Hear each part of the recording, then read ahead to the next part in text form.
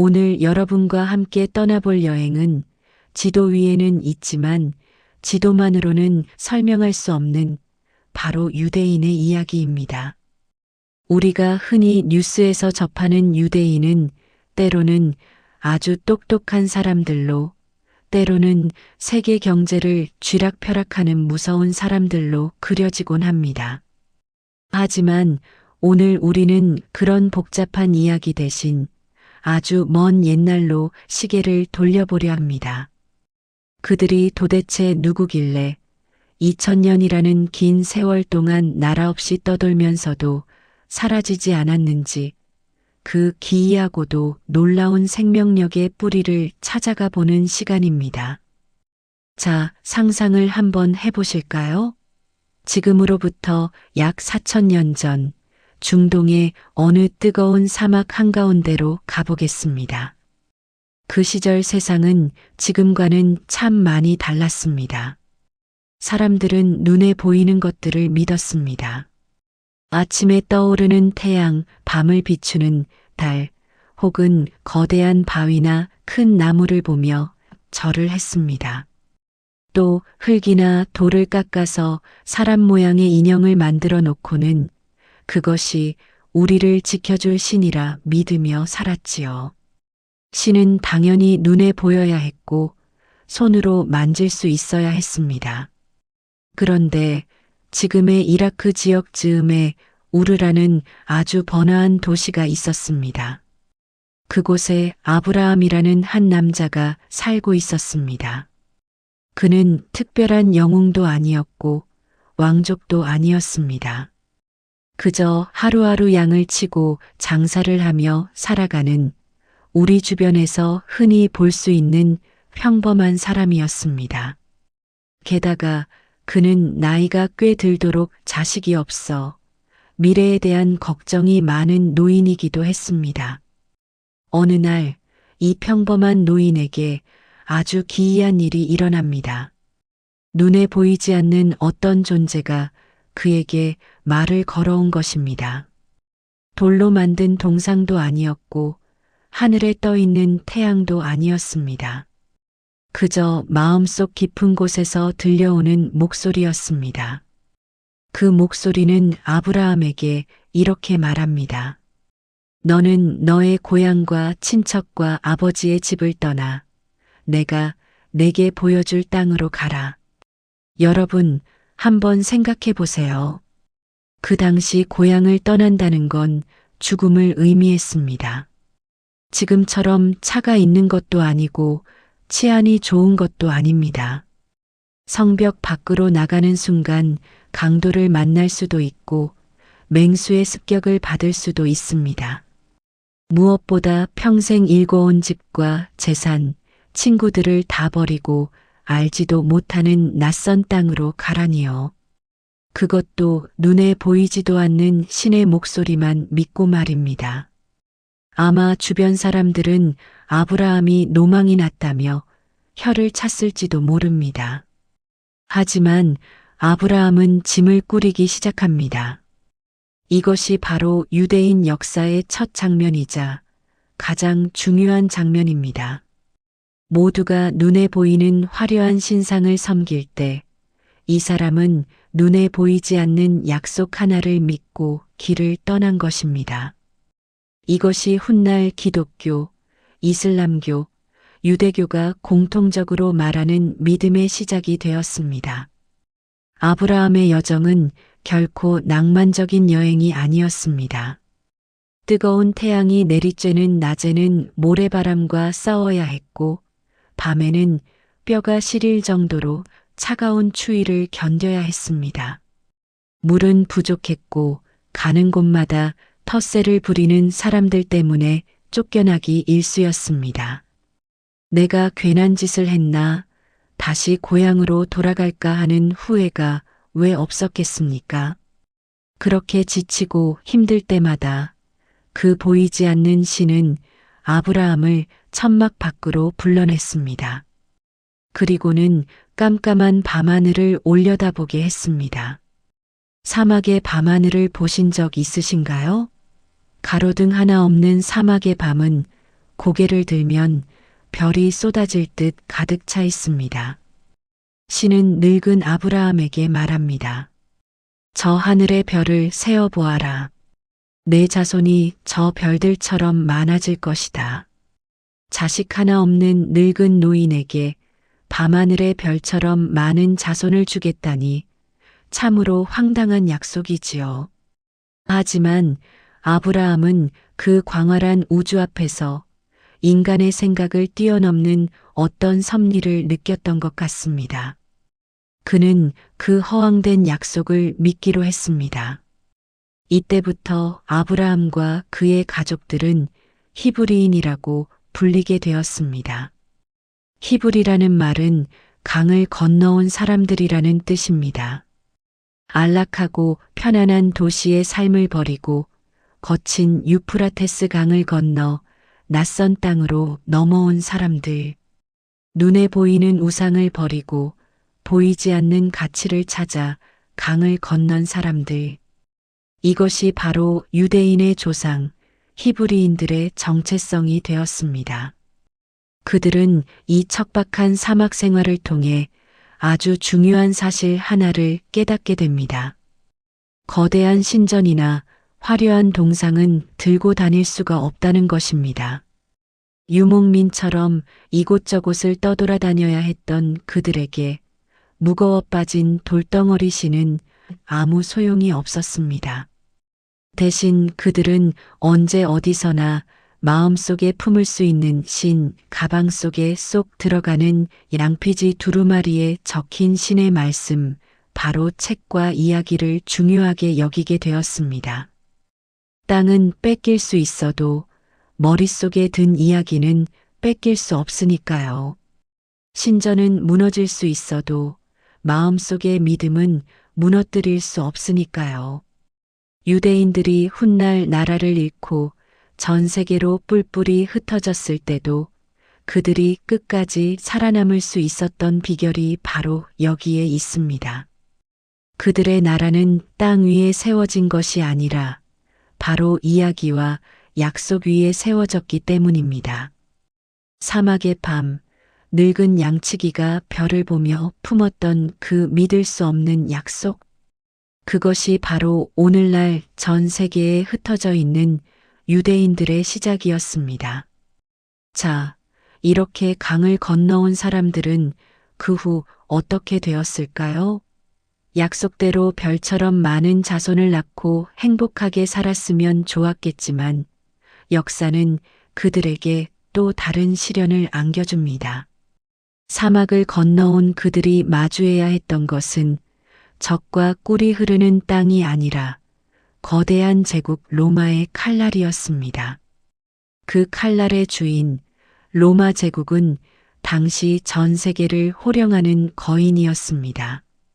모든 길은 로마로 통한다라는 말이 있을 정도로 로마의 힘은 실로 막강했지요. 로마는 자신들이 정복한 땅의 사람들에게 황제를 살아있는 신으로 모시라고 강요했습니다. 다른 민족들은 강한 자가 곧 신이지하며 로마 황제 앞에 무릎을 꿇었습니다. 목숨을 부지하기 위해서는 어쩔 수 없는 선택이었을 겁니다. 하지만 딱 한 민족, 사막에서부터 보이지 않는 신과의 약속을 지켜온 유대인들만은 고개를 뻣뻣하게 들었습니다. 우리의 신은 오직 하늘에 계신 그분뿐입니다. 사람인 황제에게 절할 수 없습니다. 계란으로 바위를 치는 격이었지만 그들은 물러서지 않았습니다. 결국 로마의 인내심은 바닥이 났습니다. 로마의 거대한 군대가 예루살렘으로 쳐들어왔고 그날의 비극은 참혹했습니다. 유대인들이 목숨보다 소중하게 여겼던 성전, 신의 집이라 믿었던 그 화려한 건물이 로마 병사들이 지른 붉은 불길 속에 와르르 무너져 내렸습니다. 타오르는 불길을 뒤로하고 살아남은 사람들은 서둘러 짐을 싸야 했습니다. 이제 돌아갈 집도 기도할 성전도 발 뻗고 잘 날아도 연기처럼 사라져버렸기 때문입니다. 가족의 손을 잡고 터덜터덜 성문 밖으로 걸어 나오는 그들의 심정이 어땠을까요? 이때부터 유대인들의 기나긴 유랑생활, 전문 용어로 디아스포라가 시작됩니다. 디아스포라라는 말은 어려운 것 같지만 봄날의 민들레 홀씨를 생각하면 쉽습니다. 꽃이 지고 나면 씨앗들이 바람에 날려 사방으로 흩어지듯 유대인들도 전 세계로 흩어지게 되었다는 뜻입니다. 어떤 이들은 북쪽 유럽으로, 어떤 이들은 동쪽 아시아로, 또 누군가는 남쪽 아프리카로 뿔뿔이 흩어졌습니다. 하지만 낯선 땅에서의 삶은 결코 녹록지 않았습니다. 한번 상상해 보십시오. 어느 날 우리 마을에 말도 안 통하고 생김새도 다르고 옷 입는 것도 특이한 사람들이 이사를 왔습니다. 그런데 이 사람들은 주말마다 자기들끼리 모여서 알 수 없는 노래를 부르고 우리가 즐겨 먹는 돼지고기는 입에도 대지 않습니다. 게다가 남들이 다 일하는 토요일에는 안식일이라며 가게 문을 닫고 쉽니다. 원주민들 눈에는 이 이방인들이 얼마나 별나고 때로는 얄미워 보였을까요? 유럽 사람들은 유대인들을 손님으로 받아주지 않았습니다. 종교가 다르다는 이유로, 예수를 죽인 민족이라는 이유로 손가락질했고 재수 없다며 침을 뱉기도 했습니다. 유대인이 농사를 짓고 싶어 땅을 사려 하면 너희 같은 이방인에게는 땅을 팔 수 없다며 막았습니다. 공무원이 될 수도 군인이 될 수도 없었습니다. 그들이 할 수 있는 일은 법으로 모두 막혀 있었습니다.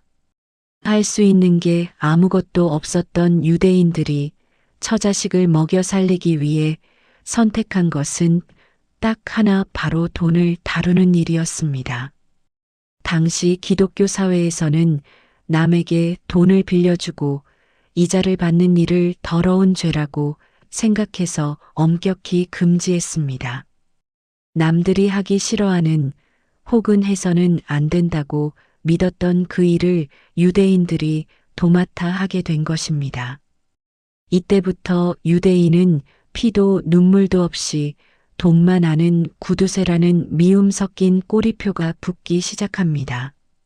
셰익스피어의 소설 베니스의 상인에 나오는 악독한 고리대 금업자 샤일록처럼 말이죠. 하지만 그들에겐 선택지가 없었습니다. 땅을 살 수 없으니 농사를 지을 수 없고 언제 쫓겨날지 모르는 처지이니 무거운 가구나 집은 소용이 없었습니다. 급하게 도망갈 때 옷 속에 숨길 수 있는 작은 금붙이나 보석, 그리고 머릿속의 지식만이 그들을 지켜줄 유일한 재산이었기 때문입니다. 그들이 돈에 집착했던 건 탐욕 때문이 아니라 생존을 위한 처절한 몸부림이었습니다. 유럽의 도시들은 유대인들에게 높은 담장을 치고 그 안에서만 살라고 명령했습니다. 우리가 흔히 게토라고 부르는 유대인 격리 구역입니다. 햇빛도 잘 들지 않는 좁고 더러운 골목, 하수구 냄새가 진동하는 그곳에 갇혔지만 유대인들은 그 안에서 서로를 껴안았습니다. 낮에는 거리에서 온갖 무시와 멸시를 당했지만 밤이 되어 게토의 문이 닫히고 집에 돌아오면 그들은 왕이 되었습니다. 낡은 식탁에 촛불을 켜고 아이들을 무릎에 앉히고는 2000년 전 사막의 이야기를 들려주었습니다. 우리는 비록 지금은 가난하고 힘이 없지만 언젠가 신께서 약속하신 그 땅으로 돌아갈 귀한 사람들이란다. 나라가 없으니 왕도 없고 경찰도 없었지만 그들은 랍비라는 선생님을 중심으로 똘똘 뭉쳤습니다. 성전이 무너져서 제사를 지낼 수 없게 되자 그들은 대신 기도와 공부를 선택했습니다. 무거운 농기구 대신 가벼운 책을 손에 들었고 자식들에게 뺏길 수 있는 재산 대신 누구도 뺏을 수 없는 지혜를 물려주었습니다. 그렇게 그들은 남의 나라 구석방에 얹혀 살면서도 자신들만의 보이지 않는 나라를 마음속에 짓고 끈질기게 살아남았습니다. 10년도 아니고 100년도 아닌 무려 2000년 가까운 세월을 말입니다. 정말 대단한 끈기 아닙니까? 지도에서 사라진 나라가 사람들의 기억 속에서 2000년을 버티다니요. 하지만 낯선 땅에서의 서름과 차별은 그저 예고편에 불과했습니다.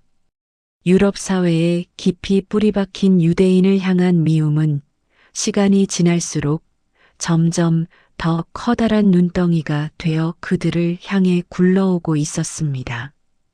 그리고 마침내 20세기 인류 역사상 가장 잔혹하고 차가운 겨울이 그들을 덮칩니다. 바로 우리가 너무나 잘 아는 비극, 나치와 홀로코스트의 이야기입니다. 수천 년을 버텨온 그들에게 닥친 절체절명의 위기, 그 시린 겨울의 한복판으로 걸어 들어가 보겠습니다. 그 겨울은 우리가 생각하는 계절의 겨울이 아니었습니다. 문명과 예술이 가장 꽃피었다던 20세기 유럽, 그 한가운데서 시작된 광기의 시간이었습니다. 당시 독일은 전쟁에서 패배한 후 빚더미에 올라앉아 있었습니다. 사람들은 배가 고팠고 자존심은 바닥에 떨어져 있었습니다. 누군가를 미워할 핑계가 필요했던 그들에게 히틀러라는 독재자는 손가락을 들어 유대인들을 가리켰습니다.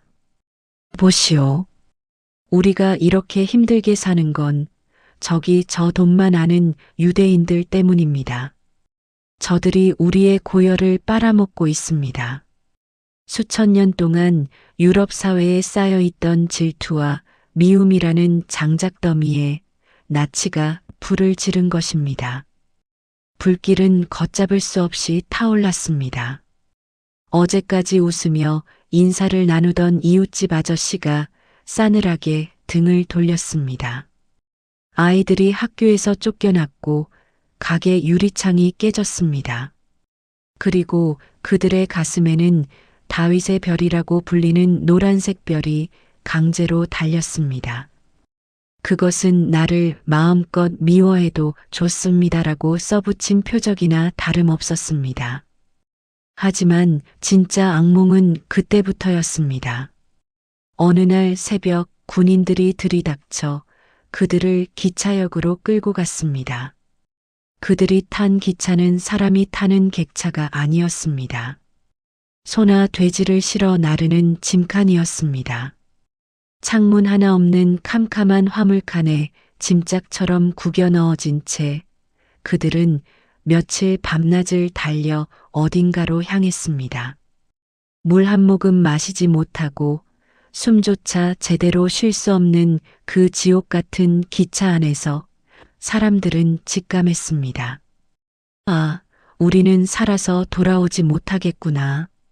기차가 멈춘 곳은 지도에도 없는 곳, 수용소였습니다. 기차 문이 열리면 매캐한 연기와 함께 차가운 명령이 떨어졌습니다.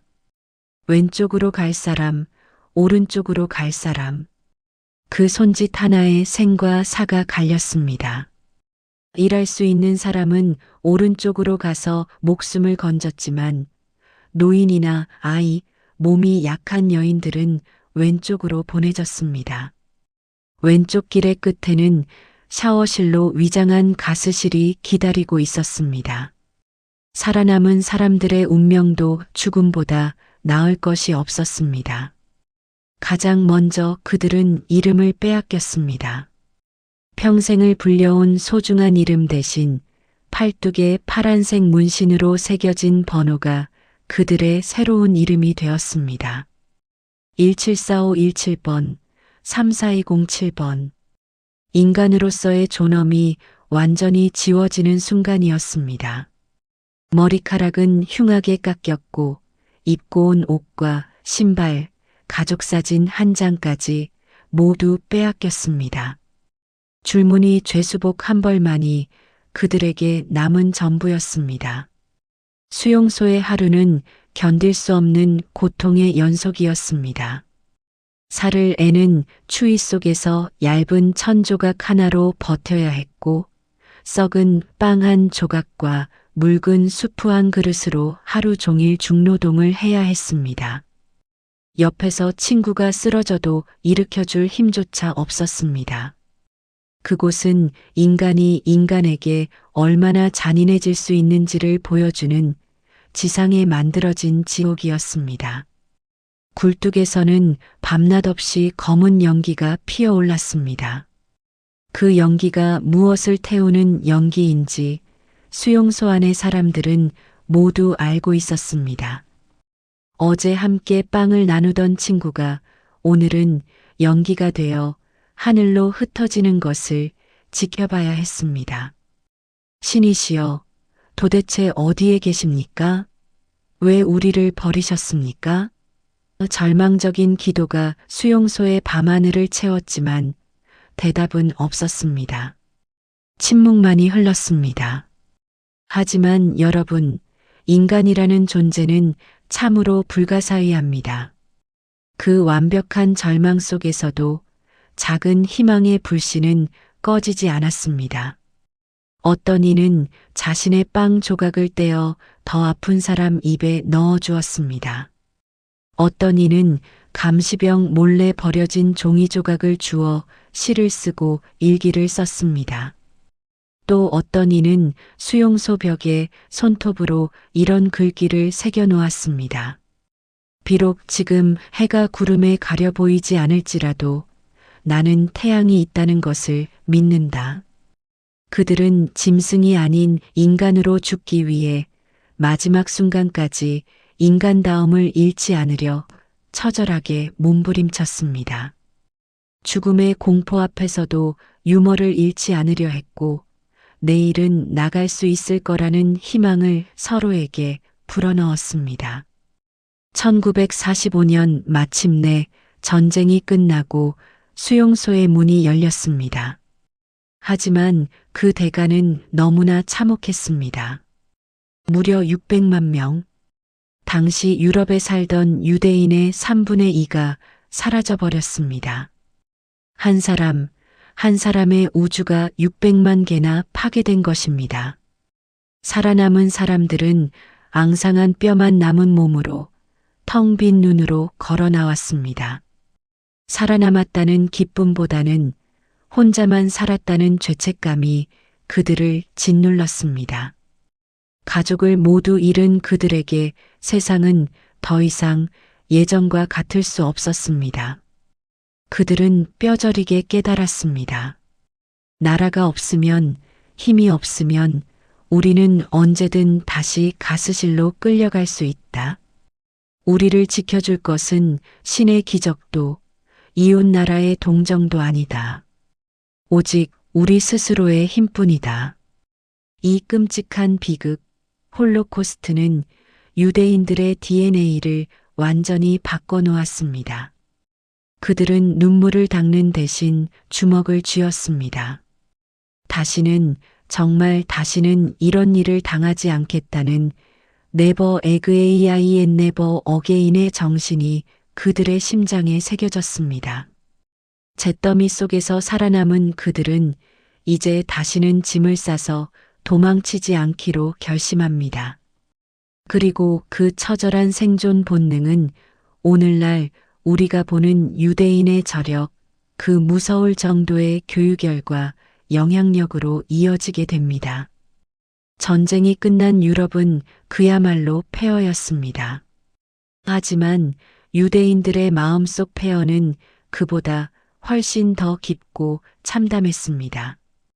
가족은 죽었고 고향은 파괴되었으며 돌아갈 집은 없었습니다. 주머니에는 먼지뿐이었고 몸에는 지울 수 없는 수용소의 번호가 남아 있었습니다. 보통 사람들이라면 그 자리에 주저앉아 세상을 원망하며 울었을 겁니다. 왜 우리에게만 이런 일이 일어나느냐며 신을 탓했을지도 모릅니다. 하지만 지옥을 보고 온 생존자들의 눈빛은 달랐습니다. 그들의 눈에는 도끼가 서려 있었습니다.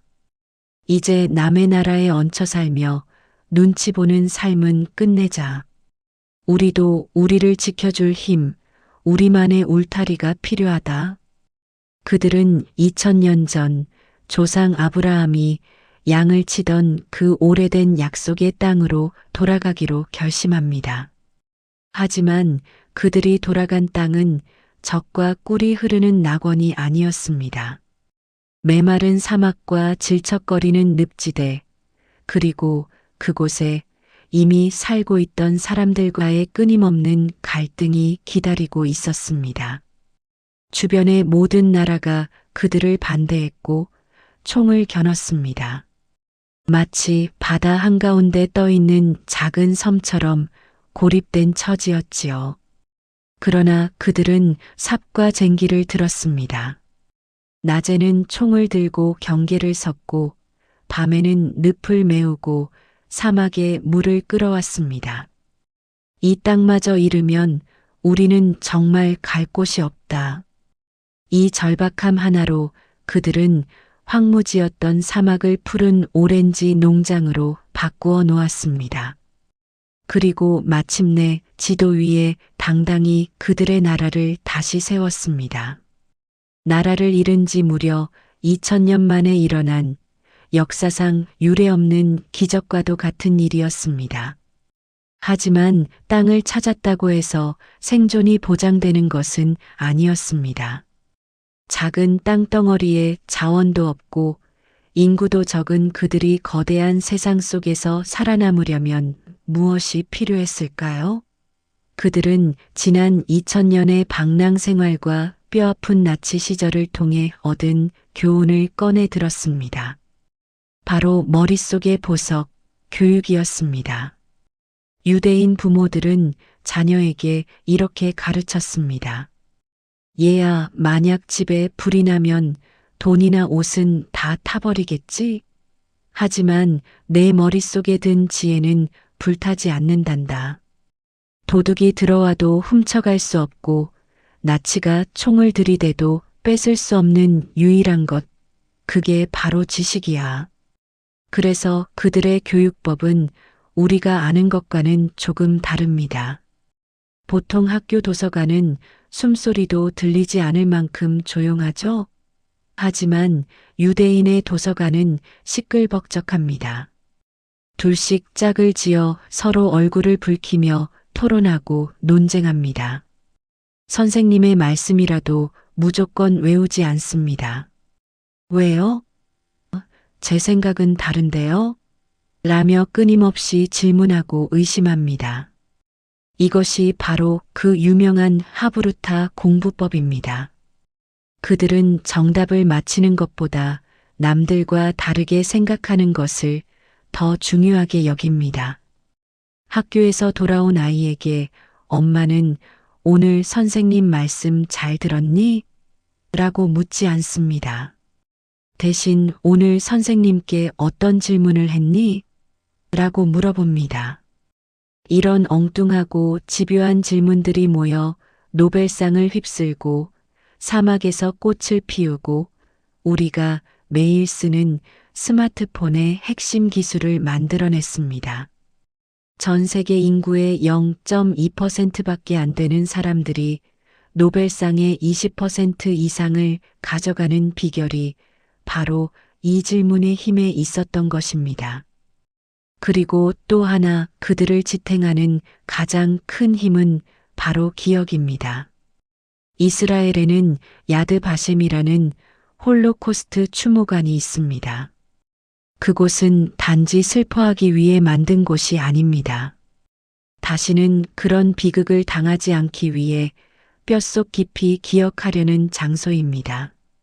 그들은 아이들의 손을 잡고 그곳을 찾아가 끔찍했던 수용소의 사진을 보여줍니다. 그리고 말해줍니다. 용서해라. 하지만 절대 잊지는 마라. 과거의 상처를 덮어두는 것이 아니라 자꾸 끄집어내어 기억해야만 같은 실수를 반복하지 않는다고 믿기 때문입니다. 그 끈질긴 기억의 힘이 오늘날 그들을 강하게 만들었습니다. 자, 이제 우리의 긴 여행을 마무리할 시간입니다. 사막의 별을 보며 약속을 믿었던 양치기들, 나라를 잃고 전 세계를 떠돌며 눈물 젖은 빵을 먹었던 방랑자들, 가스실의 공포 속에서도 인간의 존엄을 잃지 않았던 생존자들, 그리고 마침내 폐허를 딛고 일어나 세상을 움직이는 거인이 된 사람들.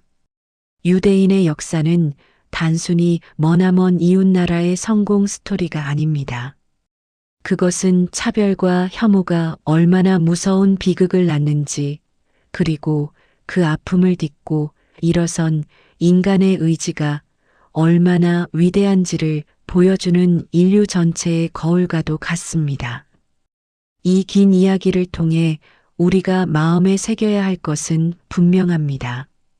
피부색이 다르든, 믿는 신이 다르든, 혹은 태어난 곳이 어디든, 이 세상 그 누구도 단지 다르다는 이유만으로 미움의 대상이 되어서는 안 된다는 사실입니다.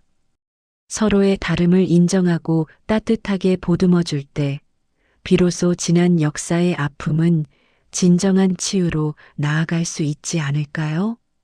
오늘 밤 여러분의 마음속에 미움 대신 이해와 평화의 별이 뜨기를 바랍니다. 오늘 밤 여러분의 마음속에 미움 대신 이해와 평화의 별이 뜨기를 바랍니다. 오늘 들려드린 긴 이야기가 여러분의 밤을 조금 더 깊고 편안하게 만들어 드렸기를 바랍니다. 다음 시간에도 복잡한 세상 속에서 잠시 쉬어갈 수 있는 잔잔한 이야기들을 준비해 오겠습니다. 그 이야기들을 놓치지 않고 계속 함께하고 싶으시다면 구독과 좋아요 버튼을 살포시 눌러주세요. 지금까지 잔잔한 세상 공부였습니다. 편안한 밤 되세요.